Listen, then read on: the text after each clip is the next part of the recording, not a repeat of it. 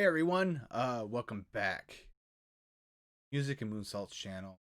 I am your host, Chris Bourdine. Today is episode 2 of the Wrestling Wayback Machine. Uh, Real quick, as always, please subscribe to the channel if you haven't subscribed yet. Leave a thumbs up on the video. Leave me a comment. Share the video. Follow me on Twitter at IbanezChris. So today we've got my buddy Matt Durr coming back on the show. We're talking about the very first wrestling show he and I attended together, which was Survivor Series 2005, which was at the Joe Louis Arena in Detroit. Sit tight, and Matt will be on in just a second. Ladies and gentlemen, please welcome back to the Wrestling Wayback Machine here on the Music and Moonsalt's YouTube channel, Mr. Matt Durr. Matt, how are we doing today?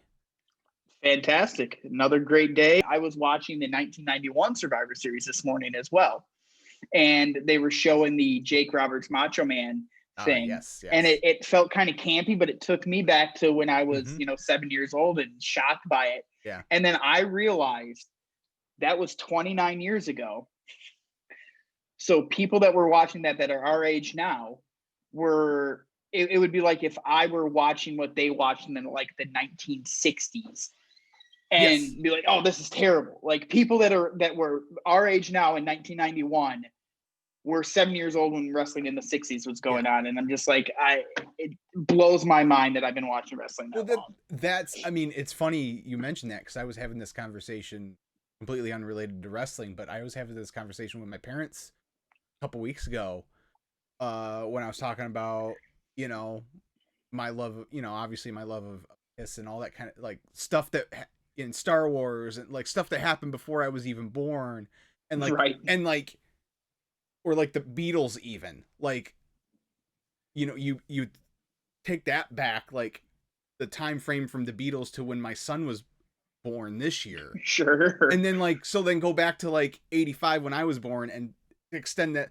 Like, I can't imagine being a kid and listening to stuff from like the 30s. Right. That's what I was getting at. It's like when I was 7, you could have put like 1960s wrestling in front of me. And I'm like, this is terrible. This sucks. And I wonder if like 7-year-olds now, if you showed them Macho Man being bit by the snake, if they'd be like, this is stupid. Where's Roman Reigns? I don't know. I'm going to find out here in a few years. So I've got a 7-year-old in the house, but she doesn't really care for wrestling. Yeah. So yeah. But anyways, so you mentioned Survivor Series 91. We're talking today about another Survivor Series that happened in that same very building, the Joe Louis Arena, Detroit, Michigan. Survivor Series 2005. So tomorrow will be the 15th anniversary of this show. This is the first wrestling show you and I attended together. That's what I thought. I couldn't remember if we went to this one together or not. Yes. Okay. Yes, we did. Because do you remember the signs we took then? Yes. Well, you can see our Big Eddie sign.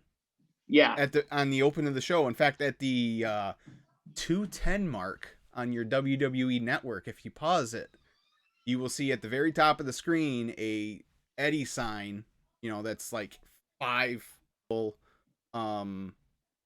poster boards, one for each letter, and that's us. That's our group. Yep. So almost at the very back of the arena because we couldn't afford good tickets at the time. But they were, it was the Joe, so it wasn't like they were terrible seats. Oh, I would take watching wrestling at the Joe over Little Caesars Arena anytime, dude. Anytime. Anytime I watch any wrestling that happened at the Joe, all I can think of is like, man, I missed that place. Like, it was such a dump, but I missed that place so much. But it was our dump. It was. It was our dump, and we'll look at that same way. You hear the people in Texas talk about the Sportatorium or the Bingo Hall in Philadelphia. Right. So the theme, this is about around the time they were like taglining pay-per-views. So the tagline for this one was the beginning of the end, and The Undertaker was all over the posters and stuff like that. I was so I bought the event shirt and I bought an HBK shirt, and I went looking. I have a box of old T-shirts that I'm hoping to one day have either my wife or somebody make into a quilt for me one day. So I went in that box, and I don't have the event T-shirt, but I do have still the HBK shirt. I bought that. It's like the only decent HBK shirt that came out in his post, like during his return era. after 2002. Every other piece of like individual merchandise he had was awful. Yeah, not real that great. Specifically that ugly HBK and the black and red logo. Oh, yeah. I hated that shirt. Yeah. And then the theme song, which is edited off of the network, of course, was Lights Out by POD. Okay. Yeah. That must be the skip in the middle of the show. Yes. Where they Yes. Okay, that makes sense. I was wondering what that was too, and then when I went and I was looking, like, I went and Googled what the theme song was. I'm like, that must have been towards the end of the show. There's like a quick cut, and that must have been the spot where, like, we'd like to thank POD for the theme song for Survivor Series. Which, thanking POD for anything is hey now a waste of time. Do you first of all, because I have a distinct memory. Do you remember what your sort of expectations were, or what your anticipation level was before the show? No, but I remember leaving the show thinking it was really, really good. Yes. Which we'll get into when we start talking about it now. But I Mhm. don't remember going in thinking it was going to be one way or another. Right. That era, 2005, I just remember thinking any show was going to be decent. I was really happy with where they were going at that time. 2005 is an underrated year. I totally agree. really love 2005 WWE. There's a lot of good stuff going on. I don't remember the show as a whole. I just remember being disappointed because I want to say this was November, so I want to say tickets went on sale probably like August, somewhere around there. And I think we got our tickets like right away. And so I'm like, I had like a list of like 4 or 5 guys that I was really looking forward to seeing. And by the time we get to Survivor Series, 3 of them are gone. So I actually remember we got the tickets in August because I went to the Hockey Town Authentics in Troy to buy our group's tickets. And they were just putting out the new season of Red Wing merchandise at that time. Okay. So it was definitely summer, either August or September timeframe, because they were getting ready for the next hockey season. And I remember looking at all the gear. Right. So let's say it was August, like right at the end of August, Jericho leaves, and he was like, yep. I was really looking forward to seeing him. Then the end of October, Christian leaves. And I was in 2005, I was a huge Christian guy. We both were. I was loving everything he did that entire year, from, trying to battle rap John Cena at the Royal Rumble all the way through the rest of that year. Everything Christian touched to me was just comedy gold. And then unfortunately, like 2 weeks, I remember it was exactly 2 weeks before, it was the 13th. I was at church, and I came out of church, and I had a voicemail from you on my cell, and you're the one that broke the news to me. I don't remember that. Yeah, you're the one that broke, like, I don't know if you told me on the voicemail, but you're just like, hey, give me a call when you get this. And I'm like, okay. So I called you, and you're like, hey, Eddie died. And I'm like, what? Yeah. Like, I couldn't believe it. Yeah, I don't remember. And I'm not going to pretend to be like that I was the biggest Eddie Guerrero fan at that time. I certainly loved everything he did, in WWE to that point, but it wasn't until later when we got access to his older stuff that I really started to appreciate him. But even then, I remember being like, man, this really sucks. He's so good. And he had been on such an incredible run the last 18 months of his career. It was kicking the groin for sure. Yeah. But I'm with you. I remember leaving thinking it was a good show, and watching it back, I thought it was a good show. I didn't. Really? Rewatching it yesterday, I every single segment, not every single, but most of them, I was just like, this isn't. I I, I don't remember it being like this. I must have built it up in my head, maybe because we were there or whatever. But Right. I was not pleased with this show. Rewatching it. All right. Wow. Well, good. Do you remember what the dark match was? Yeah, wasn't it the Mexicools versus I want to say like Hurricane and some people No, like that? it was a singles match, but it was the Mexicools. It was Hoovy. Okay. Hoovy wrestled Simon Dean. Well, I mean Yeah. that's why I don't remember it. I remember them coming out on the John Deere's or the Juan Deere's. Yes. And even then I was like, and we'll get to this. I'm like, man, that's really racist. They Yeah. probably shouldn't be doing that. And Well, 15 years later it doesn't hold up. yeah, right. I remember being disappointed because I thought I thought for sure from our seats we could see Kennedy's microphone like in the rafters. And so we're like, oh, maybe we're going to get a Kennedy match before the show because he wasn't on the card, and nothing. I was like, Yeah. I was pretty disappointed about that. I remember that. So, but so the first match is the first match in a best of 7 series between Booker T and Chris Benoit. Kind of a rehash of what they did in WCW a few years earlier for the Not kinda, it is. well, yes. For the TV title, Booker's got Charmel at ringside, and the story is like she keeps getting involved, and Booker keeps at this point keeps like playing it off like he doesn't know what's going on. Eventually, it's revealed that no, he does know what's going on, and it leads to a full blown heel turn for him. But I thought this was a pretty good opening match. A little under 15 minutes. Mm-hmm. It was Booker at this time was still decent in the ring, and Benoit was Benoit. Yeah, he was a machine. Yeah. Yeah. It was it's a solid match. It wasn't as I was watching it, I just kept waiting for the pace to pick up and kind of go into full gear. And I think I just realized Full Gear was last week. Yeah, we watched that too. I'd rather watch that than this show. I think I realized just going back the expectation of what Booker and Benoit did 7 years prior in WCW. Right. Booker wasn't the same wrestler. No. So it never really got into a gear where I got super excited. Mm-hmm. I didn't remember him picking up the win in the match, though. So that kind of caught me off guard, which was nice because I didn't already know what was going to happen, and it forced me to pay more attention. Yeah. This was book in between phases for Booker. This is like his best in-ring days were behind him, and it's before the King Booker era where he was super entertaining.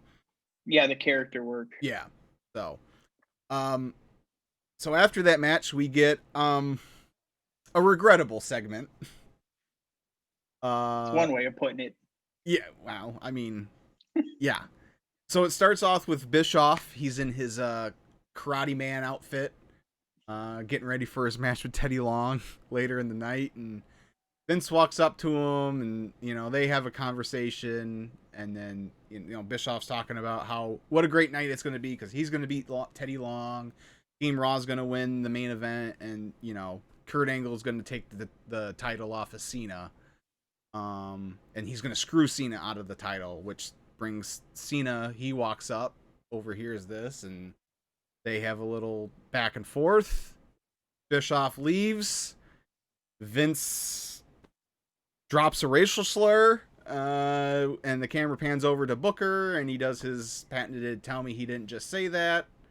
It's a pretty infamous segment. It's one that makes the rounds every so often when WWE does something that's not exactly fair to people of color. So yeah, it's that segment. We were there for that. That's something, I guess. Yeah, I don't remember hearing this because if you've ever been to a live show, depending on the arena, sometimes the audio isn't very good on the backstage segments. I didn't remember hearing that until after, Mm-hmm. the next day when people were like, did you hear what Vince said? And then, you found the clips on the internet. Right.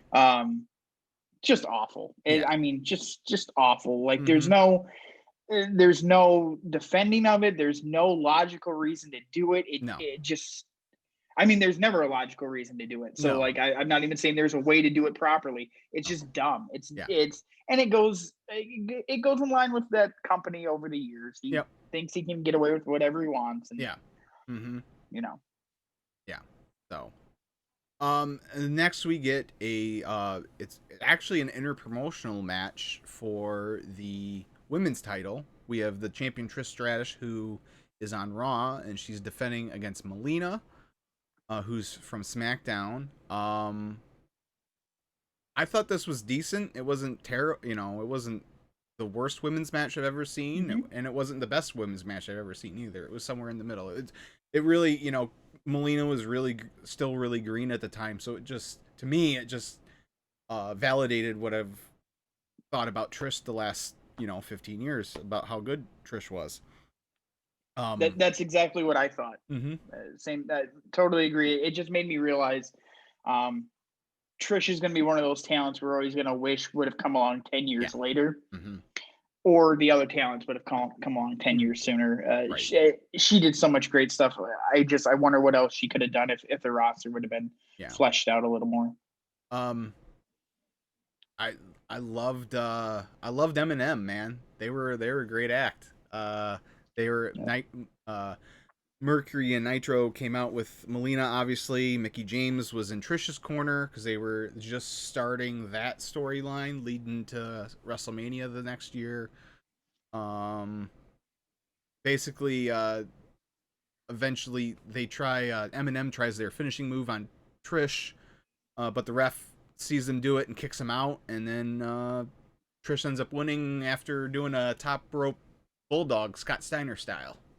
Right. So about 6.5 minutes. So yeah, nice little short, decent match, and it wasn't any longer than when it needed to be. It was and again, and Trish, at the time was carrying the division. I mean, her and Lita, they were carrying the show. So for the women in ring anyway. So it was just her going out there and proving that she's as good as we all think she is. Right. Next we get, I'm guessing that this is where things start going downhill for you. We've got Triple H versus Ric Flair in a last man standing match. I really like this match. To me, it's 27 minutes long. It didn't feel like 27 minutes to me. I ended up watching it twice because I started watching it Friday night late, and I ended up falling asleep.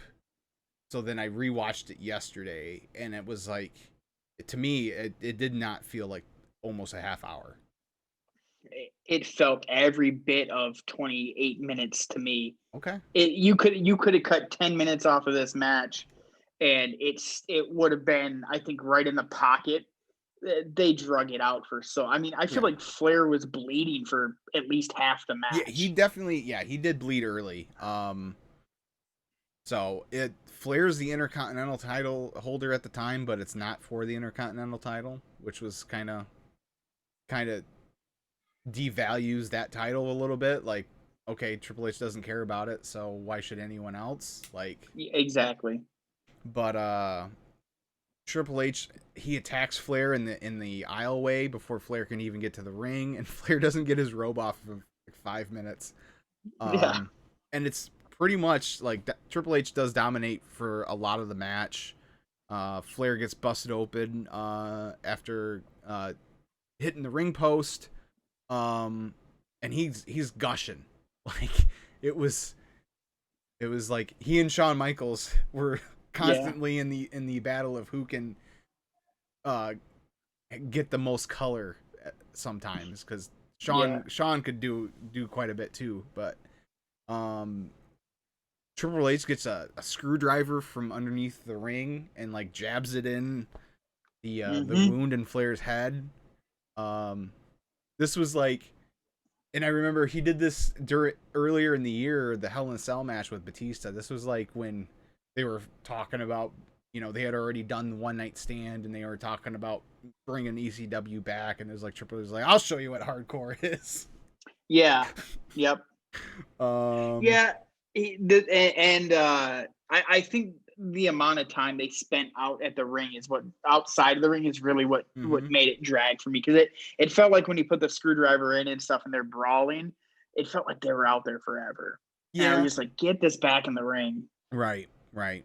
Um, Flair, he turns the tide briefly. He Irish whips Triple H into the steps on the outside, but then gets a spine buster on the floor right away, which looked brutal. Uh, then Triple H grabs a mic and he starts taunting Flair about how he's gonna put him down. And Flair just grabs a handful of Triple H's junk. And you can hear Triple H, like, as soon as Flair grabs him, Triple H goes, "Ah!" into the microphone.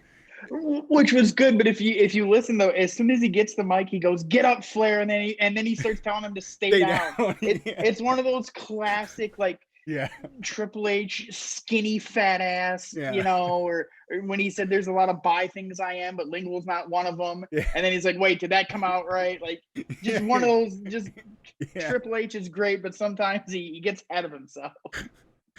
Or I mean, he's wrestling Flair, and Flair had to fire me. I'm already fired. So Yeah, right. um Triple H then goes to pedigree Flair on the announce table, but Flair does a backdrops him onto one of the other announce tables. Um, and then they finally do get back in the ring, and Triple H attempts a pedigree on a steel chair. Flair hits a low. Triple H's ball sack took a beating in this match. Flair hits a low blow here, and then hits him in the head with the chair, and then like he brings him over and crotches him on the ring post like twice. Um, Flair starts building a little bit of a comeback here. Does a couple chop blocks. He bites his leg, and then he wraps Triple H's leg around the ring post and hits it with a chair. And then finally gets the figure four on, but even like he's holding the ropes for leverage because there's no DQ. But Triple H, obviously it's the last man standing match, so Triple H is tapping, but it doesn't make any difference. Mm-hmm. So Flair lets go. Eventually Triple H brings the ring steps in and hits Flair in the head with the steps, but then Flair immediately toe holds Triple H into the steps. And they finally get to the finish here, where they're in the ring and they're exchanging Flair's chopping Triple H, and Triple H is punching Nate, and then Triple H finally hits a pedigree, and he ends up hitting 3 pedigrees before going out and grabbing the sledgehammer and whacking old Flair in the back, and then finally Flair is down for the 10 count. So, and they do a stretcher job. Yeah, like I said, all that stuff. If they would have just condensed it by 8-10 minutes, I think it would have worked a lot better for me. Right. But this was also in the era where WWE was trying to sell that, the whole, they're fighting to get back to their feet. This was, Batista and Triple H did the same thing in their Cell match a few months prior, and this was when Shawn was in the middle of his, like, every match he'd collapse into the guy he's fighting. Right. So yeah, it fit it. It kind of fit the way that the product was being presented at the time. Right. I just know typically last man standing matches aren't my thing, but I like this one more than I like most, so I thought it was pretty good. Next we get a backstage segment with Team SmackDown in the locker room, which is it starts out with just Orton, Bobby Lashley, Rey Mysterio, and JBL. And I thought JBL was great in this segment. Yep. At the time, like, I was like, oh, JBL, he's not a top guy. He's just a tag team.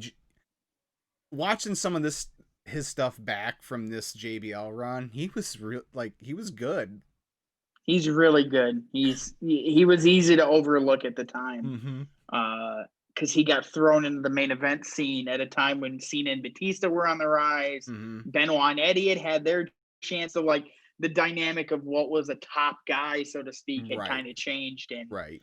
he didn't fit that mold. And Well, yeah, and I think he's absolutely he on got fire in this segment. right. And I think the fact that he is the one that ended Eddie's reign, I think people held that against him because, Yeah. Eddie only ended up having the belt for 5 months or something like that. So people kind of held that against him. But I mean, if I just listened to Bruce and Conrad's Eddie Guerrero episode today, and it was Eddie was pretty much the one who's like, you got to put the belt on JBL because I don't need it right now. Like, I'm not going to be any more popular than I am now. But if we're trying to get JBL over as a top heel, then he needs the belt. And it certainly worked because Mm-hmm. he was hated, Yes. absolutely hated. Yes. Next we get Edge and Lita coming out to the ring, and he announces that coming soon he's going to have his own talk show on Raw called The Cutting Edge, and then he kind of gives us a little preview. He sees Dimitri Young, who was the DH for the Detroit Tigers, in the front row, and he starts running him and the Tigers down, and he's like, everyone knows, you've got no shot of winning the World Series. And it's funny because like the next year the Tigers come out of nowhere and get to the World Series. They don't win, but yeah, they didn't win it, did they? No, they did not. And Dimitri Young, I don't think was a huge part of that team either.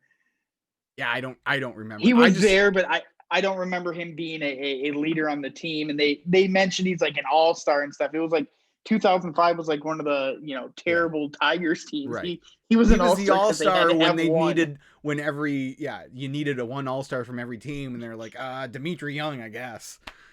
Right. Pudge was like, I'm staying home. Yeah. But he Edge keeps running down all the rest of the Detroit sports teams, and the thing I love is the Canadian pronunciation of Detroit that Edge does. Yeah. If you're from Michigan or anywhere close to the border and you spent any time watching Hockey Night in Canada,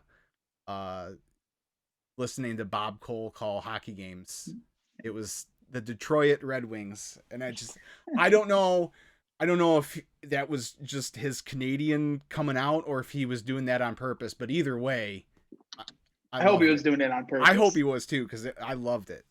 And then eventually, Dimitri's like, yeah, well, we're in Joe Louis Arena, home of the Red Wings, and, big Let's Go Red Wings chant that I'm sure that we were all too happy to join in on. And yeah, oblige on it. Yep. Yeah. So it was a fun little segment. Yeah, and that's that showed it's weird to look at that segment because that's Edge before he became Edge, right? Like the Hall of Famer. But you can just see it, like the budding existence of like, man, this he's got it all. He can cut the promo. He can get the cheap heat. He can get the real heat. But then he also left enough room. Like, I love that he didn't go right into the Red Wings. He let the Red Wings kind of be the stick it to him point, and he still got egg on his face like a heel's supposed to. Yeah. And, just great stuff. Yeah. And he of course this is right after the whole Matt Hardy Lita thing happened. So he's like white hot as a heel already as it is. And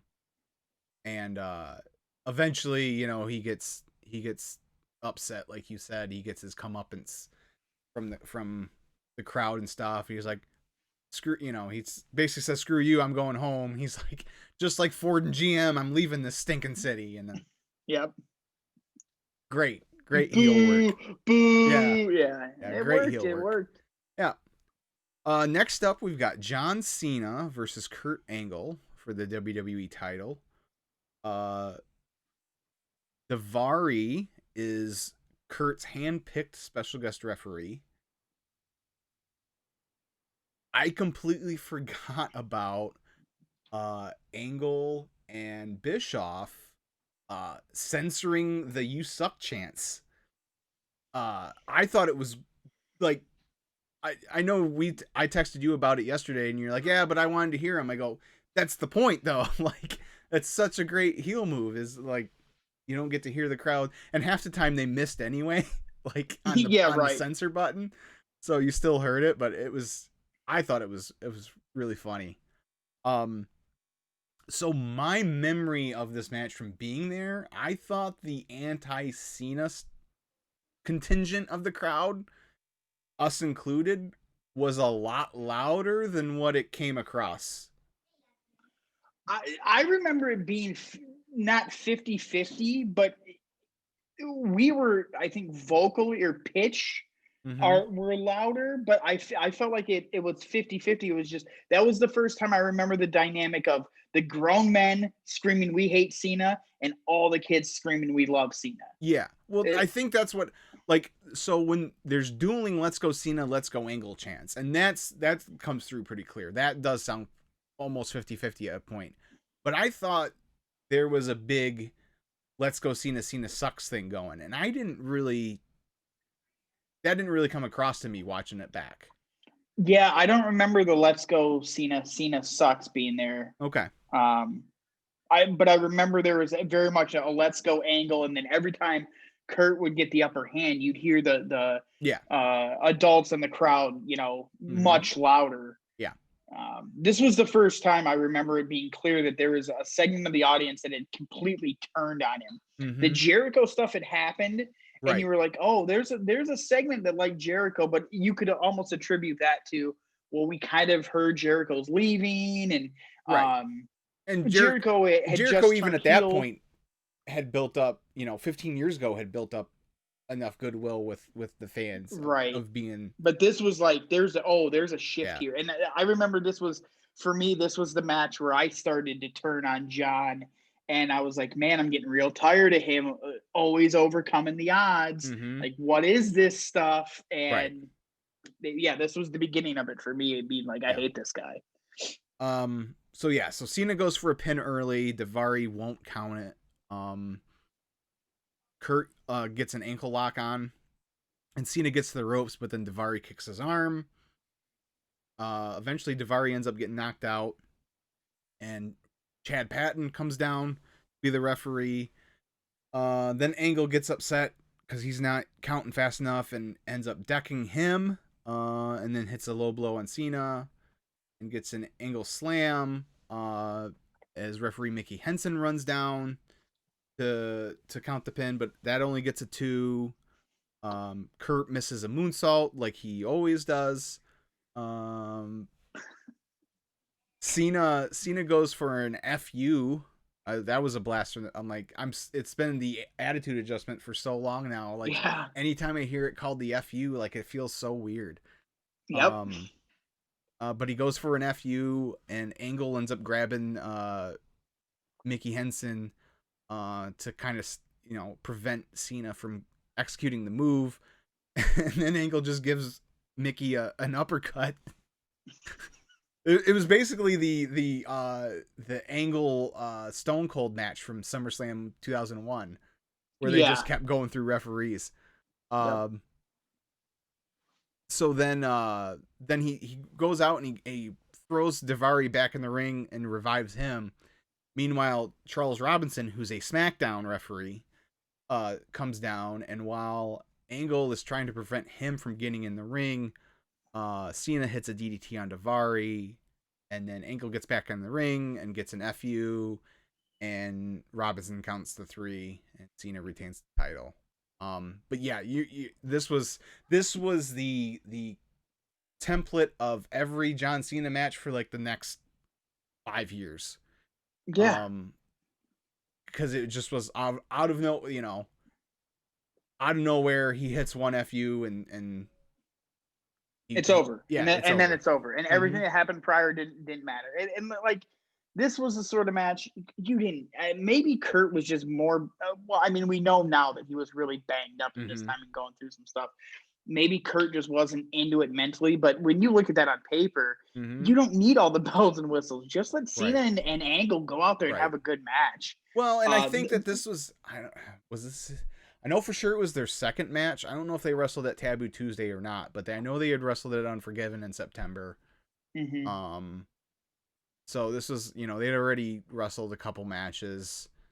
before this. So yeah, it wasn't great. The one psychology wise, the one thing I really liked in the match was when Cena finally got sick of Daivari Mm-hmm. and hit him back a couple times, and Yes. Daivari went to DQ him, and Angle stopped him. Right. That Yes. was like that. If that would have been the extent of all the referee nonsense, Mm-hmm. I think that could have it might have made it better. Yeah. But they were doing something with John here that wasn't going to work for me. Right. Right. Then we get, okay, this is the part where I was like, all right, I'm glad this was only 5 minutes, because this was not good. Eric Bischoff versus Teddy Long. I completely forgot about the Palmer Cannon character. Oh, I didn't. He was supposed to represent UPN, the network, and be like Teddy Long's assistant. There's 2 referees, one from each show. Basically, all you need to know is the Boogeyman ends up coming out and attacking Bischoff, and Teddy Long wins. Yeah, did this won the Observer's like worst match of the year? Did it? I'm almost. I mean, I would imagine it would. 100% sure this was rated the worst match of 2005, and it wouldn't surprise me. Mm-hmm. For this to be on a major pay-per-view that you ask people to pay $40 for, yeah, mm-hmm. Get out of here. Yeah, and especially when you look at the overall length of the show and the amount of talent that actually isn't involved in matches, right? Like you wasted so much time with crap like this, right? But again, thankfully, it was only like 5 minutes, because it could have been worse. It could have been Cole and Lawler at WrestleMania 27. Right. I guess you're right. Right. So now we're at the main event, which is Team Raw, which has Shawn Michaels, Carlito, Chris Masters, Kane, and The Big Show, versus Team SmackDown, which was Randy Orton, Batista, JBL, Bobby Lashley, Mysterio. Lashley's here because that was supposed to be Eddie's spot. I think it was, and maybe Bruce talked. I haven't heard the Something to Wrestle pod yet, but I was always of the understanding that Eddie was supposed to beat Batista for the championship the Friday before. There's a triple threat schedule. There was Batista versus Eddie versus Orton for the world title. Batista's legit hurt here. Yes. Eddie was supposed to beat Batista and be on the SmackDown team, and there would have been another member. He had already qualified. He had already won a qualifying match. Right, but Batista wasn't supposed to be in that match is what I'm getting at. Batista was hurt. He was supposed to drop the belt to Eddie, who was already in the Survivor Series match. Right. And Batista wasn't supposed to be involved. And I don't think Orton was supposed to be involved in this match either, originally. Okay. And then everything happened with Eddie, and they convinced Batista to stick around to do that match, which is why he's hardly in, we'll get to it, but he's not in it very long. So Eddie was supposed to be there, and I don't think Batista was, but plans changed. Yeah. Kidding. So Shawn and Orton start out, and Orton slaps Shawn in the corner once, and then Shawn gives Orton 2 of the hardest slaps I've ever seen. You must ask Stephanie for advice backstage before the match. They were stiff. Yeah. Yeah, he slapped the taste out of Orton's mouth. Yeah. I don't think Randy had to sell anything there. That was a legit oh my God. No. We were texting last night. I enjoyed Taz's work during this match, especially early in the match on commentary. You not so much, but I noticed it throughout the entire show. The heel commentators, Coach and Taz. Taz wasn't so much being a heel during the SmackDown exclusive matches, right? But in the 2 matches he did where he overlapped, when they were trying to be heels, it was bad heel commentary. Like you're trying too hard, as opposed to just naturally going with it. And I think Taz is guilty of it now. Not to get on current stuff. In AEW, sometimes when he's talking about his guys, he tries too much to be the heel. and you can do it without just dominating the conversation. And that was my point. It's just like he didn't shut up, Right. and it ruined the flow of the match for me. Right. I see that. You could tell, knowing some of the things we've heard about Taz, and how he works himself into a shoot sometimes. Like I definitely got that sense where he was like, "No, I really am Team SmackDown. Raw sucks. Like, let's Yeah, do this." And I just yeah, the line that he gave Joey Styles, um, real quick. That's the one thing that was missing out of the Flair Triple H match, in my opinion. Is I think if JR was on yeah. commentary during that match would have been even better. But yeah, Joey Styles, he doesn't say a whole lot at all during the match, but he finally pipes up and says something, and Taz is like, "Styles, you've been here for a cup of coffee. Don't you have something to go right on the internet?" Right, Uh, right. Yeah, uh, because this was in Joey was in his like his tryout phase with the yeah, WWE here. So yeah, yeah, he was probably like trying not to get too involved and upset Vince, who we've heard is yeah. a monster to his commentators. So Right, right. Um, so Lashley is the first one eliminated. He had Shawn up to do a Dominator, but he was over by the ropes in Team Raw's corner, and Kane ends up choke slamming him, and HBK gets the pin about 7 minutes in. One thing that struck me, uh, like Ray still there, Johnny Nitro, who's John Morrison, is there. uh Lashley, this is Lashley. There's two things about Lashley. It took them 15 years to get me to care about Lashley, cuz like the Hurt Business right now, I know you're not watching current WWE stuff, but the Hurt Business is like the only good thing going on Raw right now, which is him, MVP, Shelton Benjamin, and Cedric Alexander, and like three of those guys were all like young guys. at this MVP point, wasn't quite there yet, but both Shelton and Lashley were in the mix here 15 years ago. So it just goes to show how some things never change.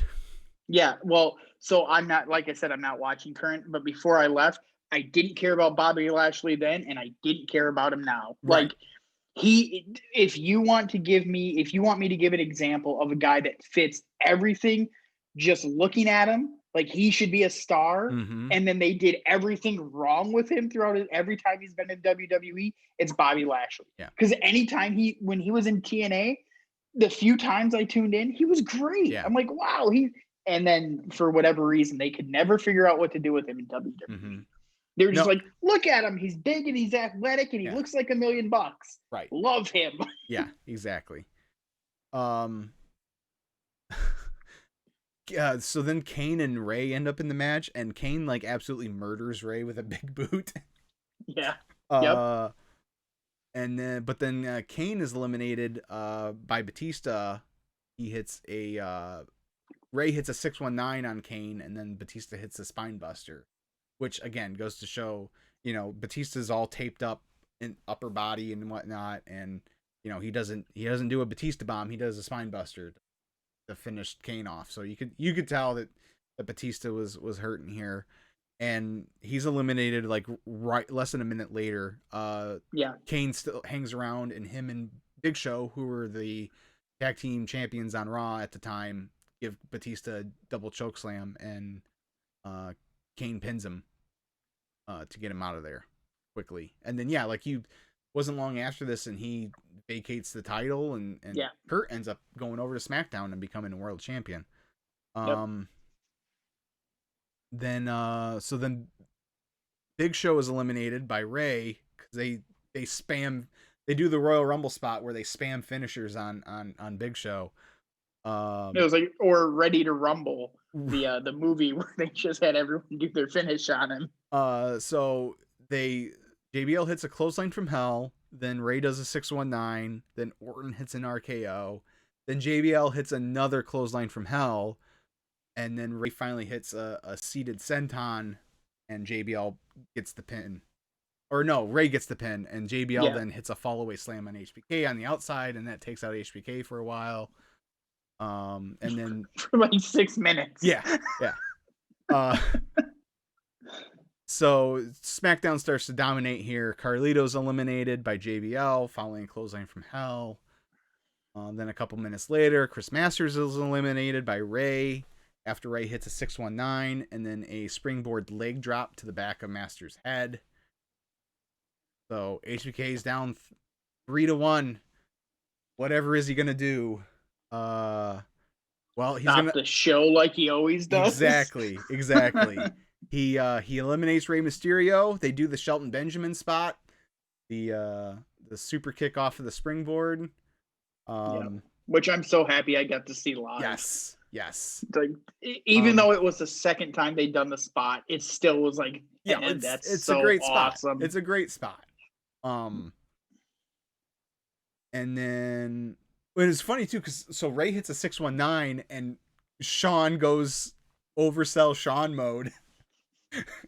And like almost bounces out of the ring on the other side. Right. And then so then Ray goes to do some sort of springboard move, and that's when he hits him with the super kick. It's pretty awesome. And then right after, he ducks a clothesline from Hell from JBL and hits another sweet chin music to eliminate JBL. So we're down to Shawn Michaels and Randy Orton are the final two. This is also the final two from the 2003 Survivor Series main event. The crowd starts chanting, "We want Taker," because I think by that time they knew. We all knew. Yeah, we all knew. Yeah, we knew what was going on. Hot crowd. This was a really hot crowd. Yeah, I wanted to touch on that after we wrapped. There's a couple things I wanted to touch on, and that was one of them. Yeah, I was pretty proud of us, Detroit representing there. So JBL comes back into the ring with a chair, and he goes to hit Sean with it. Sean ducks it, hits another sweet chin music on JBL, but then turns right into an RKO. And for the third straight year in a row, Randy Orton is a sole survivor. Yep. And this was right in the height of my love of Randy Orton, the legend killer. You were Randy Orton Supermark at this point. Supermark. Like, if it didn't matter who he was against. Yeah. I love Shawn Michaels to death. I was so happy Randy hit the RKO there and got it. That was my guy in 2004, 2005. So. Yep. So then the SmackDown locker room, they all come out. Well, the scrubs. The scrubs of the SmackDown locker room come out. And they're celebrating and they put Randy on their shoulders, and the gong hits. And the look on Randy's face, he's like, put me down. Because he wants to get the hell out of there. Some druids come out and they bring out a casket and set it upright. And then a lightning bolt strikes the casket and it goes up in flames. And then eventually the Undertaker emerges from the casket. And he makes his way to the ring, sporting like a full beard, which was weird to see. Like, he makes his way to the ring and cleans house on all the SmackDown scrubs, except for Matt Hardy, who ducked out. Yeah. He's like, I just got rehired. Like, I've had a bad year. I'm not sticking around for an Undertaker beatdown. So Randy escapes, and him and Cowboy Bob are at the top of the ramp and looking back at Undertaker. They stare down, and that's the end of the show. Yeah. I rewatching it, I feel like they missed a cue or something. Mm-hmm. It seemed like Randy was there with that look on his face for 10 to 15 seconds, way too long. Like something was off. He definitely was like still on their shoulders way longer than he should have been. Mm-hmm. Yeah. So timing was a little. I remember us cutting out. Like, we were like, all right, we know what was going on. We know what's happening. So let's try and beat some traffic here. We don't need to see the Undertaker's 100th return. Because this is from the dead. Yeah, exactly. Yeah, we did the old the thing you did at the Joe's if you're at the top. The last match, you get your stuff and you go down and you'd watch it at the steps of that separate the first and second bowl. So I remember clearly watching this from like the steps. Yes. And as soon as he got done tombstoning tombstoning Regal. Yeah. I remember we were just like, all right, let's go. Like, Yep. let's get out of Let's here. get back to the car. Yep. Yeah. We had to go. We ended up climbing the stairs to get to the roof of Kobo where we parked. Yeah, I remember that too. Uh, So, no, but you'd mentioned the crowd. I think part of the reason in my head I remember this show being so good mhm. is the crowd was there for all of it. Yes. Every segment outside of Bischoff and Teddy Long, I felt Mhm. like we were there for, Yeah. and at least invested in. Mhm. I especially noticed it during Trish and Melina, Mhm. the reactions and stuff like that. Like, wow, we're really hot for this. So Yeah. I think that's part of why in my head I thought it was a much better show than Mhm. what I do now looking back. Yeah. So, no, I enjoyed going. It's been a while since I've watched the whole show all the way through, and I thought it was a good show. It wasn't the greatest show ever, but I thought it was a pretty good show. So. Yeah, I feel like this was the and I might be wrong. This was the start of them doing the cross branded elimination matches again, because I don't remember them doing it in 2004. They didn't, and I don't know if they ended In up. 2003, they didn't. No, I don't think they. I don't know if they even did it like after this. I think this was like a 1 year thing, because this was like the Right. second SmackDown versus Raw game had just come out. Mhm. So they were kind of playing off that. They did the whole thing at the Royal Rumble that earlier that year, where they really played up. They did the West Side Story commercial for the Rumble that year. Yep. So I know they were definitely trying to make it a real rivalry. But I think it's Yeah. better than the brand supremacy crap they do nowadays. Like, it made more sense. Well, see, to me, I was gonna say, I think what would have made this card maybe a little better is if they would have included some talent that was clearly missing, and if they would have played up on a couple more interpromotional matches. Mm-hmm. But given Eddie's passing, Batista's hurt, Mm-hmm. Flair and Triple H are tied up in a rivalry that you kind of got to get through. Mm-hmm. But like, Shelton Benjamin's not on this card. Right. Kennedy's not on this card. Matt Hardy isn't on this card. Edge isn't wrestling on this card. Right. Like, there were names that could have been involved that I Mm-hmm. think would have done a little bit more. Obviously hindsight's 2020. Carlito, Lashley, Masters have no business in that match. At the time, though, like, especially Carlito and Masters, they were getting a lot of TV time. They were really trying. They were on the rise. Those guys. Yeah, they were on the rise, but like, you could make the argument that Edge and Shelton Benjamin should have been in there. Mm-hmm. You take Lashley off and you put Matt Hardy in there. Mm-hmm. Then we've got real personal issues, Yes. and we've got angles on top of Raw versus SmackDown. Right. So yeah, it could have been a little better. And I've heard recently that this match was supposed to be the lead-in to what would have been one of the main events at WrestleMania 22. I don't want to talk about it. I know where you're going. I don't Shawn and Eddie. I'm sorry. Oh, that's such a painful thought of like what could have been. Like, yeah. Just But yeah, this match was supposed to be what kicked off a program between arguably, two of the greatest in-ring performers of all time. Yeah. So, well, yeah, because this was right. Shawn was right in, like, his second act, you could argue, was better than his first. Like, I don't think it's an argument. I mean, as good as he was in '97, like, and I love that '97 stuff, but this, I mean, from 2003 to he retired in 2010, he's just on another level. I mean, you can make the argument. It's legitimate. Go ahead. I'm sorry. No, you're fine. I was gonna say, we've talked about this before. You can make the argument that whole run, he arguably had the best match at WrestleMania every year on that run. Yeah. Well, and that's what I was gonna get at is with him. You hear like the big match. What they call it? JBL used to call him Big Match John and stuff like. Literally, when Shawn Michaels was in a match in this run that had expectations, I don't ever remember him being below those No. expectations. And he usually surpassed them. Yeah. And the expectations were always, as high as they can get. So, just the idea of what that match or that feud would have been. Yeah. So It stinks to think about it. yeah, it does. Yeah, it does. So, alrighty. Well, I guess that's it. So thanks for coming on again. I was like, oh well, we went to this show, so who better to talk about it with?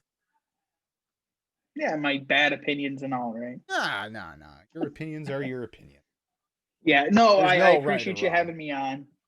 And yeah, this was a lot of fun to kind of go back 15 years later and try to put myself in the mindset of like what was I thinking at the time, and just kind of triggering the night in my head of like, oh yeah, like you mentioned Christian earlier. Like, do you remember the sign we took for Christian?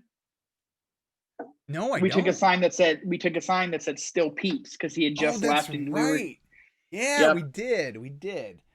Yep. But yeah, so good times. Great. Oh. Look forward to doing it again, bud. All right, man. Take it easy. You too.